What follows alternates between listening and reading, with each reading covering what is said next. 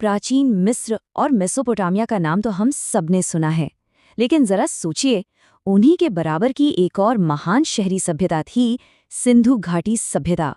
एक ऐसी शानदार संस्कृति जो हजारों साल पहले अपने चरम पर थी और फिर रहस्यमयी तरीके से गायब हो गई। तो आज चलिए इस सदियों पुरानी पहेली की परतों को खोलते हैं और देखते हैं कि नए वैज्ञानिक सबूत हमें क्या बताते हैं। यही तो वो सवाल है जिसने इतिहासकारों और पुरातत्वविदों को दशकों से परेशान कर रखा है। आखिर इतनी बड़ी, इतनी विकसित सभ्यता का वजूद कैसे मिट सकता है? खैर, अब शायद विज्ञान के पास इसके कुछ जवाब हैं। तो चलिए सबसे पहले ये समझते हैं कि हम किस पैमाने की बात कर रहे हैं। ये कोई छोटे-मोटे गांव या बस्तियां नहीं थीं, बल्कि एक बहुत ही विशाल, संगठित और उन्नत शहरी दुनिया थी। जरा इस नंबर पर गौर कीजिए, 23,500। ये सिर्फ एक शहर हड़प्पा की अनुमानित आबादी थी, वो भी आज से लगभग 4,500 साल पहले। उस जमाने के हिसाब से ये दुनिया के सबसे बड़े और सबसे विकसित महानगरों में से एक था। और ये सिर्फ आबादी की बात नहीं है, उनकी सोच अपने समय से बहुत आगे थी। उनके पास सुनियोजित शहर थे, शानदार ड्रेनेज सिस्टम था और यहाँ तक कि मानकीकृत वजन और माप के पैमाने भी थे, जो साफ सुथरे व्यापार के लिए जरूरी होते हैं। ये किसी आदिम समाज की तस्वीर बिल्कुल नहीं है। तो फिर इनका अंत कैसे हुआ? देखिए, एक लंबे समय तक हमें यही कहानी सुनाई गई कि कुछ बाहरी आक्रमणकारियों ने इस महान सभ्यता को तबाह कर दिया। लेकिन जैसे जैसे और खुदाई हुई और सबूत मिले, एक बिल्कुल अलग ही हकीकत सामने आने लगी। तो अगर आक्रमण नहीं हुआ तो हुआ क्या था? पहला और सबसे बड़ा सुराग हमें कहीं और से नहीं बल्कि खुद जमीन से मिला। सबूत एक बहुत बड़े जलवायु परिवर्तन की तरफ इशारा कर रहे थे, एक ऐसा बदलाव जिसने सब कुछ बदल कर रख दिया। ये टाइमलाइन देखिए, ये एक धीमी, दुखद कहानी बताती है। सिंधु घाटी की जीवन रेखा, घग्गर हकरा नदी, कोई एक दिन में नहीं सूखी। हजारों सालों के दौरान पहले यमुना और फिर सतलुज जैसी बड़ी नदियों ने अपना रास्ता बदल लिया और इस नदी का पानी कम होता चला गया। इस सभ्यता की नींव धीरे धीरे कमजोर पड़ रही थी। और फिर वो आखिरी झटका लगा। आज से करीबन 4,200 साल पहले एक भयानक, सदियों लंबा सूखा पड़ा। इस सूखे ने पहले से ही कमजोर पड़ चुकी नदी प्रणाली की कमर तोड़ दी। पानी के बिना शहर वीरान होने लगे। लेकिन क्या कहानी सिर्फ सूखे पर खत्म हो जाती है? शायद नहीं।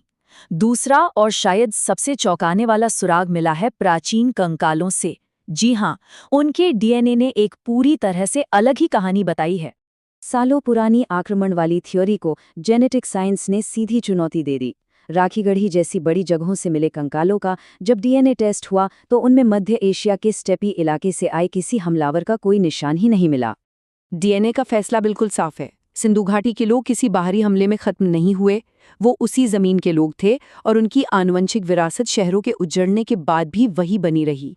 मतलब यहाँ कहानी निरंतरता की है, किसी के आकर बस जाने या प्रतिस्थापन की नहीं। तो अब सवाल ये उठता है कि अगर आक्रमण नहीं हुआ और जलवायु परिवर्तन की वजह से शहर वीरान हुए, तो वो सब लोग गए कहाँ? इसका जवाब आपको चौंका देगा। वो कहीं गायब नहीं हुए। सिंधु घाटी सभ्यता का बस रूप बदल गया। यहाँ देखिए, इतिहास में कोई अचानक फुल स्टॉप नहीं लगा है। सिंधु घाटी की संस्कृति धीरे धीरे बाद में आने वाली संस्कृतियों के साथ घुल मिल गई। एक तरह का लंबा ओवरलैप हुआ जिससे एक नई मिली-जुली संस्कृति ने जन्म लिया। ये कोई आसान प्रक्रिया नहीं थी, ये एक जटिल सांस्कृतिक मिश्रण था। लोग नई जगहों पर गए, नए हालात के हिसाब से खुद को ढाला और दूसरी संस्कृतियों के साथ उनके विचारों का भी आदान प्रदान हुआ।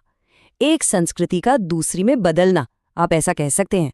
जैसे जैसे उनकी अपनी जमीन पर पानी कम होता गया, लोगों ने पानी और बेहतर मौकों की तलाश में पूरब और दक्षिण की ओर बढ़ना शुरू कर दिया।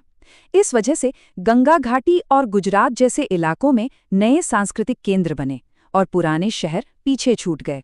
तो जिसे हम सिंधु घाटी सभ्यता का अंत कहते हैं, वो असल में अंत था ही नहीं, वो तो एक नई शुरुआत थी। एक ऐसी शुरुआत जिसने दक्षिण एशिया की आने वाली सभी महान सभ्यताओं के लिए एक तरह से नींव का पत्र रखा। ये आंकड़ा देखिए, 70%। ये सच में हैरान करने वाला है।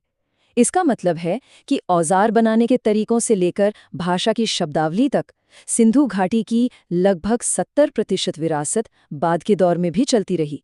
ये सांस्कृतिक निरंतरता का एक बहुत बड़ा सबूत है।